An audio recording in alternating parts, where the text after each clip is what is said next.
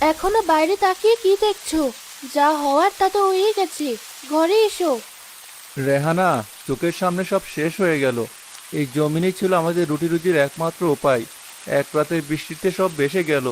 এখন মেয়ের মুখে কি তুলে দেব? সৃষ্টিকর্তা যা করেন ভালোর জন্যই করেন। তুমি ভেঙে পড়লে আমাদের কি হবে? আমরা তো তোমার মুখের দিকে তাকিয়েই ভরসা পাই। কিসের ভালো রেহানা? মাথার উপর ঋণের বোঝা। মহাজন তো আর ছাড়বে না। কালকে হয়তো টাকার জন্য লোক পাঠাবে। আমি কি জবাব দেবো তাকে? এত ভেবো না তো, কোনো না কোনো একটা পথ বের হবেই। আমাদের ধবলই তো আছে, ওর দুধ বিক্রি করে না হয় চলবে কিছুদিন। হ্যাঁ, আমাদের মহিষটা তো আছে, কিন্তু ওর দুধ বিক্রি করে কি চলবে? দিনে যে সামান্য দুধ দেয়, তাতে মনে হয় না সংসার চলবে। আর কাশিমের জন্য তো বাজারে মহিষের দুধের কোনো দামই নেই। সবাই তার সস্তা করে দুধই কেনে। হোক সস্তা, কাশেম তার দুধে পানি মেশায়। ওর তো ভেজাল দুধ। গ্রামের মানুষ কি বোঝে না? সস্তার কাছে বেজালও অমৃত মনে হয় রেহানা। যার পকেটে পয়সা কম, সে তো স্বাদ বা গুণ দেখবে না। তবুও একবার চেষ্টা করে দেখো। কাল সকালে ধবলির দুধটুকু বাজারে নিয়ে যাও। হয়তো কারো দরকার হতে পারে। ঘরে বসে থাকলে তো আর পেট ভরবে না। ঠিক আছে, তুমি যখন বলছো কাল যাব। জানি কোনো লাভ হবে না। মানুষ মহিষের দুধ পছন্দ করে না। বাবা, মন খারাপ করো না। দেখবি সব ঠিক হয়ে যাবে। আমি আর মা না হয় কদিন একবেলা খাবো। না রে মা, তোদের উপোস থাকতে হবে না। এই জলিল শেখ বেঁচে থাকতে তোদের কোনো কষ্ট হতে দেবে না। চল, সবাই ঘরে চল। রাত বাড়ছে।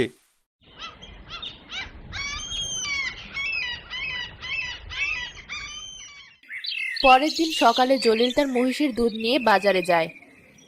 দুধ নেবেন? দুধ, খাঁটি মহিষের দুধ, একদম টাটকা দুধ। কি জলিল ভাই, তুমি আবার কবে থেকে দুধের ব্যবসা ধরলে? তোমার না চাষাবাস করে অভ্যাস? আর বলো না ভাই, সর্বনাশা বৃষ্টিতে সব ফসল শেষ। এখন এই মহিষের দুধই ভরসা। নাও না ভাই, খাঁটি দুধ। ছেলে মেয়ে খেলে শরীর ভালো থাকবে। না ভাই, মহিষের দুধের ব্র্যান্ডটা একটু অন্যরকম। ছেলেমেয়েরা খেতে চায় না। তার উপর তোমার দুধের যে দাম। দাম আর বেশি কোথায়? খাঁটি জিনিসের দাম তো একটু হবেই। কাশিমের মতো তো আর দুধে পানি মেশাই না। কে বলে জলিল, কাশিমের দুধে পানি? আরে তার গরুর দুধ যেমন ভালো, খেতেও তেমন মিষ্টি। আমরা তো তার কাছ থেকেই নেই। ভাই, ওই মিষ্টির আড়ালে যে কি আছে তা যদি জানতে। সে তো দুধে চিনি মেশায় স্বাদ বাড়ানোর জন্য। কি ব্যাপার জলিল ভাই, আমার নামে খুব বদনাম ছড়াচ্ছ দেখছি। নিজের মাল বিক্রি হচ্ছে না বলে আমার পিছনে লেগেছ? আমি কারো পেছনে লাগিনি কাশেম। আমি সত্যিটাই বলছি। তুমি মানুষের সাথে প্রতারণা করছো। আরে যাও যাও, যার নিজের করে খাবার নেই সে আবার সততার জ্ঞান দিতে এসেছে। গ্রামের লোক কি বোকা? তারা ভালো মন্দ বোঝে না। আমার দুধ ভালো, তাই সবাই কেনে। তোমার মহিষের গন্ধওয়ালা দুধ কে কিনবে? কাশেম ভাই ঠিকই বলেছে। জলিল ভাই, তুমি বরং অন্য কিছু করার চেষ্টা করো। এই মহিষের দুধ বিক্রির আশা ছেড়ে দাও। ঠিক আছে ভাই, যখন কেউ নেবেই না, তখন আর কি বলার আছে? দেখলে তো, বললাম না। যাও, বাড়ি ফিরে গিয়ে এই দুধ দিয়ে ক্ষীর বানিয়ে খাও। জলিল মন ভরা কষ্ট নিয়ে বাজার থেকে তার বাড়ির দিকে চলে যায়। ওহ, একটু পানি। কেউ কি আছো? একটু খাবার বা পানি দেবে? 3 দিন ধরে কিছু পেটে পড়েনি। কে আপনি? এই ভর দুপুরে এখানে এভাবে কাতরাচ্ছেন কেন? বড় ক্ষুধা পেয়েছে বাবা, শরীরে আর শক্তি নেই। যদি দয়া করে কিছু খাবার। আমার নিজেরই আজ কিছু বিক্রি হলো না। ঘরে চাল নেই। এই দুধটুকু বেচলে হয়তো দুটো পয়সা হতো। কিন্তু এই লোকটাকে দেখে বড় মায়া হচ্ছে। সে তো আমার চেয়েও বেশি কষ্টে আছে। কি ভাবছো বাবা, দেবে কিছু? আমার কাছে তো আর কিছু নেই। এই মহিষের দুধটুকুই আছে। আজ বিক্রি হয়নি। আপনি এটা খেয়ে নিন। আপনার ক্ষুধা মিটলে আমারও শান্তি। তুমি সবটুকু দুধ আমাকে দিয়ে দেবে? তোমার নিজের লাগবে না? আমার চেয়ে আপনার এখন বেশি দরকার। আপনি খান। পথিক এক নিঃশ্বাসে দুধটুকু পান করে। আহ, প্রাণটা বাঁচালে বাবা। তুমি অনেক বড় মনের মানুষ। তোমার এই দয়ার প্রতিদান তুমি পাবে। আমার আর কিসের প্রতিদান? কপালে যা আছে তাই হবে। আপনি সুস্থ থাকুন। তুমি আমাকে মহিষের দুধ খেতে দিয়েছো, এই মহিষী তোমার ভাগ্য ফিরিয়ে দেবে। আজ থেকে এই দুধের ধারা কখনো শেষ হবে না। এই মহিষ তোমার সব দুঃখ দূর করবে। যাও বাবা, তোমার ভালো হোক। আপনি কি বলছেন এসব? এখন তুমি বাড়ি যাও। জলিল পথিকের কথার অর্থ বুঝতে না পেরে বাড়ির দিকে রওনা দেয়। কি, মুখটা এমন শুকনো কেন? দুধ কি বিক্রি হয়নি? না, কেউই কিনলো না। তাহলে বালতির দুধ কই? বালতি তো খালি দেখছি। আসার পথে ক্ষুধার্ত লোককে দিয়ে দিয়েছি। বেচারা যন্ত্রণায় কাতরাচ্ছিল, দেখে খুব খারাপ লাগলো। ভালোই করেছো। মানুষের সেবা করাই তো আসল ধর্ম। যা হওয়ার হয়েছে, তুমি হাত মুখ ধুয়ে এসো।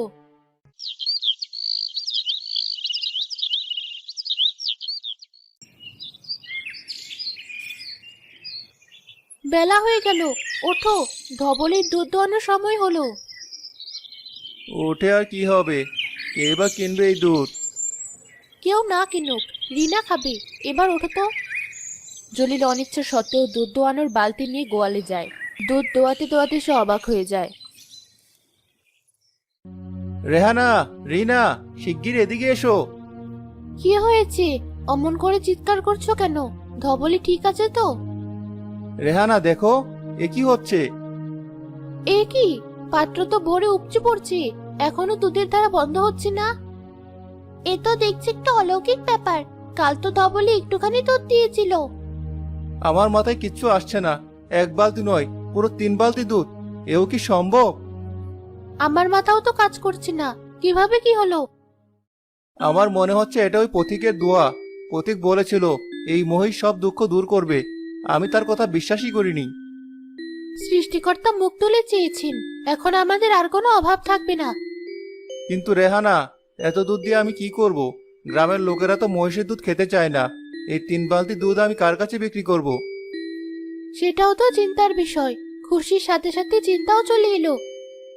বাবা, তুমি এত চিন্তা করছো কেন? আমার মাথায় একটা বুদ্ধি আছে। কি বুদ্ধি মা? কাজে দিবে তো? আগে শোনো তো, আমরা যদি এই দুধ দিয়ে দই বানাই। দই? মহিষের দুধের দই? হ্যাঁ, মহিষের দুধের দই তো গরুর দুধের দইয়ের চেয়ে অনেক বেশি ঘন আর সুস্বাদু হয়। নানু বাড়িতে আমি খেয়েছি। কিন্তু দই বানানোর নিয়ম কানুন তো আমি জানি না।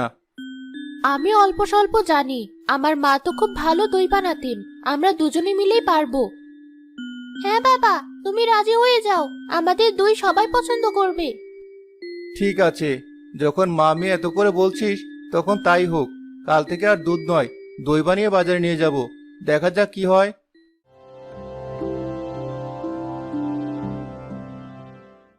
সেই রাতে তারা মহিষের দুধের দই বানিয়ে হাঁড়িতে জমতে দিল।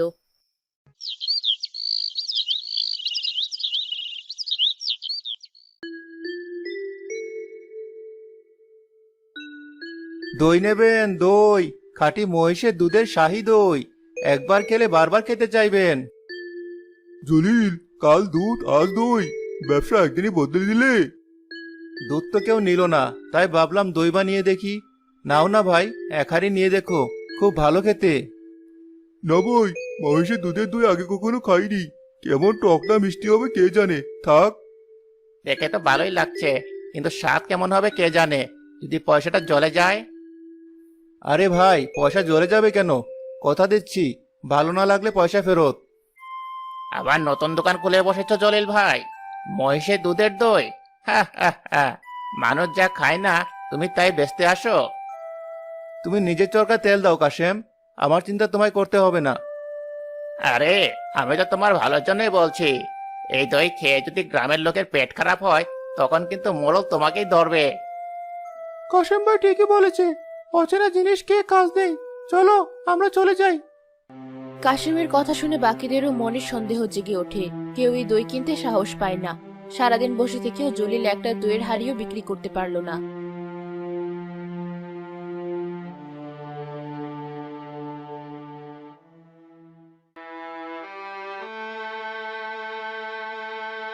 কি হলো? আজকে কিছু বিক্রি হলো? না রেহানা, একজনও কিনলো না। সবাই ভয় পাচ্ছে, স্বাদ কেমন হবে, খেলে যদি অসুখ হয়। কাশেম সবার কান ভারী করে দিয়েছে। তাহলে এখন উপায়? রোজ রোজ এত দুধের দই বানিয়ে কি হবে? আমি আর পারছি না রেহানা, আমার ভাগ্যটাই খারাপ। সৃষ্টিকর্তা একদিকে দেন তো আরেকদিকে কেড়ে নেন। আমি কাল থেকে আর বাজারে যাব না। বাবা, তুমি এখনই হার মেনে নিচ্ছ? হার মানা ছাড়া আর কি পথ আছে রে মা? একটা পথ আছে। মানুষ তো কিনতে চাইছে না, কারণ তারা এর স্বাদ জানে না। আমরা যদি সবাইকে একদিন বিনামূল্যে দই খাওয়াই। বিনামূল্যে? বলিস কি তুই? এতে তো আমাদের আরো লোকসান। লোকসান কিভাবে হলো? দই তো ঘরে পড়ে থেকেও নষ্ট হচ্ছে। তার যে মানুষ খেয়ে যদি এর স্বাদ বোঝে, তাহলে তো লাভ। একবার স্বাদ মুখে লেগে গেলে দেখবে পরের দিন থেকে কেনার জন্য লাইন পড়ে যাবে। রিনা তো ঠিকই বলেছে, মানুষের বিশ্বাস অর্জন করতে হলে প্রথমে কিছু ছাড়তে হয়। তুমি বরং কালকে সবাইকে দই খাওয়াও। আমার মেয়েটা তো বুদ্ধি রাখে। ঠিক আছে, কাল তাই হবে। দেখা যাক কি হয়। আসুন ভাই সব, এদিকে আসুন। আজ আমার পক্ষ থেকে আপনাদের জন্য সামান্য আয়োজন, খাঁটি মহিষের দুধের দই। সবাই একটু খেয়ে দেখুন। গ্রামের মোড়ল বাজারের এক কোণে জলিলের এমন হাঁকডাক শুনে তার কাছে যায়। কি ব্যাপার জলিল, হঠাৎ খাওয়া দাওয়ার আয়োজন? মোড়ল সাহেব, আমি গরিব মানুষ, বেশি কিছু করার সামর্থ্য নেই। এই দই আমি বিক্রি করতে চাইছিলাম, কিন্তু কেউ ভরসা করে কিনছে না। তাই ভাবলাম আজ সবাইকে বিনামূল্যে খাইয়ে দিই। ভালো মন্দ আপনারাই বিচার করবেন। বিনামূল্যে বলছো? ঠিক আছে, দাও দেখি একটু। জলিল সবাইকে মাটির হাঁড়ি থেকে একটু করে দই বেড়ে দেয়।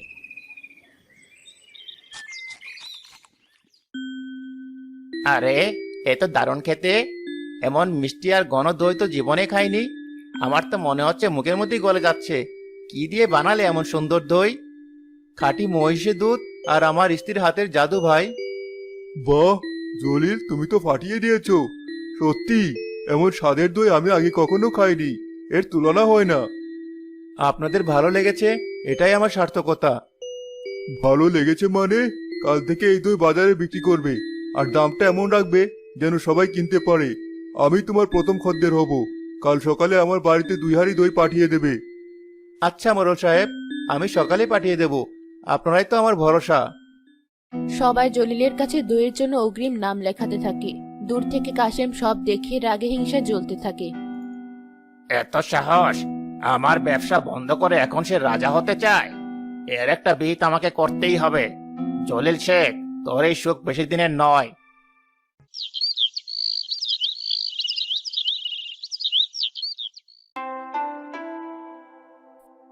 আসুন আসুন, খাঁটি মহিষের দুধের শাহী দই নিয়ে যান। মিষ্টি দই, সুস্বাদু দই। জলিল ভাই, তোমার দইয়ের তো জবাব নেই।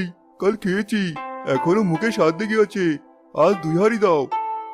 কাশেম তার দুধের পাত্র নিয়ে দূরে বসে আছে, কিন্তু তার দিকে কেউ ফিরেও তাকাচ্ছে না। গরুর দুধ, খাঁটি গরুর দুধ। আমার কাছ থেকে দুধ না নিয়ে এই মহিষের দই কিনছো? আরে, নতুন জিনিসের কদর কদিন। 2 দিন পর যখন এই দই আর ভালো লাগবে না, তখন আমার কাছে আসতে হবে। চুপ করো কাশেম। এতদিন তোমার ওই পানির মতো দুধ খাইয়ে আমাদের ঠকিয়েছো। আমরা তো তোমার দুধের নামে পানি খেতাম। এখন ভালো জিনিস পেয়েছি, তোমার কাছে আর কেন যাব? এ, আমার দুধে পানি? কে বলেছে? কোন সাহসে তুমি আমার নামে বদনাম করেছো? আর বলতে হবে না। দলিলে দই খাওয়ার পর বুঝেছি আসল স্বাদ কাকে বলে। তুমি তো দুধে শুধু পানি মেশাতে না, স্বাদ বাড়ানোর জন্য চিনিও দিতে। আমরা এতদিন বোকার মতো খেয়েছি। ঠিকই বলেছো। তোমার প্রতারণার দিন শেষ কাশেম।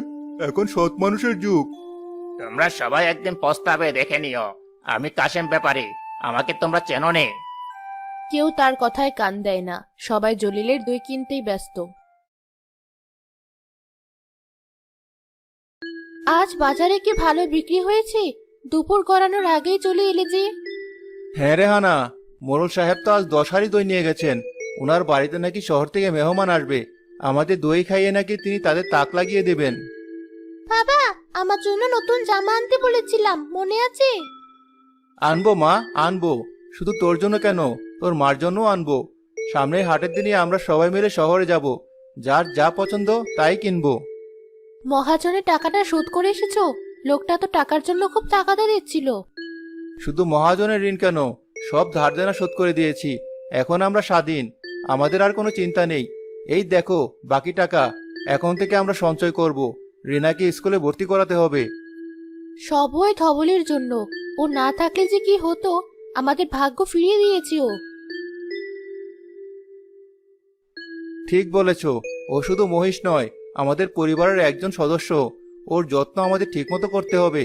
কালই ওর জন্য ভালো দেখে খৈল আর ভুসি কিনে আনবো। আমি রোজ ধবলিকে গোসল করিয়ে দেব। ও আমার সবচেয়ে ভালো বন্ধু।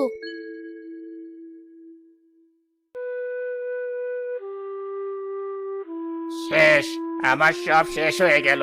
ওই জলিলের জন্য আমার ব্যবসা লাটে উঠেছে। বাজারে এখন আর কেউ আমার মুখও দেখে না। দুধ বিক্রি না হয় গরুটাও বেচে দিতে হলো। আমি এখন পথের ফকির। না না, আর সহ্য হচ্ছে না। আমাকে কিছু একটা করতেই হবে।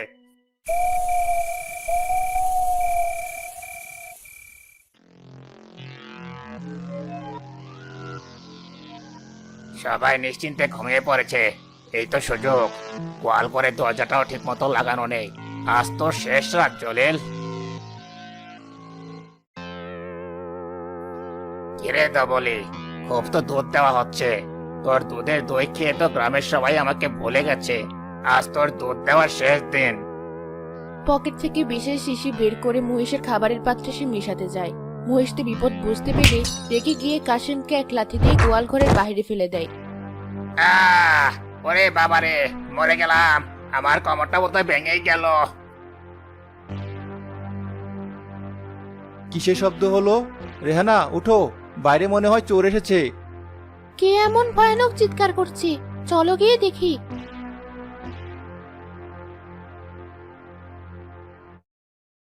বাবা দেখো, গোয়াল ঘরের সামনে কি যেন পড়ে আছে, আর বেড়াটাও ভাঙা। আরে, এ তো কাশেম।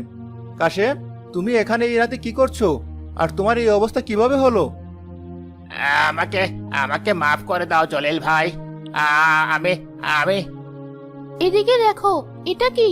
এ তো বিশেষ শিশি, আর খাবারের পাত্রের পাশেও খানিকটা ছড়ানো। বিষ? কাশেম, তুমি আমার ধবলুকে বিষ দিয়ে মারতে এসেছিলে? তুমি এত নিচে নামতে পারলে? ভাই, আমি লোভে আর হিংসায় অন্ধ হয়ে গিয়েছিলাম। তোমার ভালো আমি আর সহ্য করতে পারছিলাম না। আমাকে ক্ষমা করে দাও। আমার লাঠিটা ঠিক জায়গাতেই পড়েছে। আমার পারবে শাস্তি আমি পেয়ে গেছি। ও, মরে গেলাম। চিৎকার শুনে গ্রামের মোড়ল এবং আশেপাশের প্রতিবেশীরাও লাঠিসোঁটা নিয়ে বেরিয়ে আসে। কি হয়েছে জলিল? এত রাতে শোরগোল কিসের? চোর ধরেছো নাকি? মোড়ল সাহেব, দেখুন না কি কাণ্ড। এই কাশেম আমার মহিষটাকে বিষ দিয়ে মারতে এসেছিল। এমন লোককে পুলিশে দেওয়া উচিত, যে অন্যের ভালো দেখতে পারে না, সেই মানুষ নামে কলঙ্ক। আমাকে পুলিশে দেবেন না মোড়ল সাহেব। আমি আমার ভুল বুঝতে পেরেছি। আমি আর কোনোদিন এমন কাজ করব না। আমাকে আরেকবার সুযোগ দেন। ওকে ছেড়ে দিন মোড়ল সাহেব। কি বলছো তুমি? ও তোমার এত বড় ক্ষতি করতে চেয়েছিল, আমাদের রুটি রুজির উৎস কেড়ে নিতে চেয়েছিল। ও ওর ভুল বুঝতে পেরেছে, আর ধবলি তো ওকে উচিত শিক্ষা দিয়েই দিয়েছে। হিংসা করে কেউ কখনো বড় হতে পারে না, সেটাও আজ হারে হারে টের পেয়েছে। জলিল, তোমার মনটা সত্যি অনেক বড়। ঠিক আছে, তোমার কথা ওকে এই যাত্রায় মাফ করে দেওয়া হলো। কিন্তু কাশেম, মনে রেখো, এরপর যদি তোমার নামে কোনো ভিডিও অভিযোগ 2 পার্ট আসে, যদি দেখতে চাও তাহলে তাহলে কিন্তু ভিডিওটি আর কোনো একটা ছাড় লাইক পাবে করে না। চ্যানেলটাকে সাবস্ক্রাইব করে আর কমেন্ট কোনোদিন বক্সে আসবে 2 না পার্ট বলে মোড়ল লিখে সাহেব। যাও।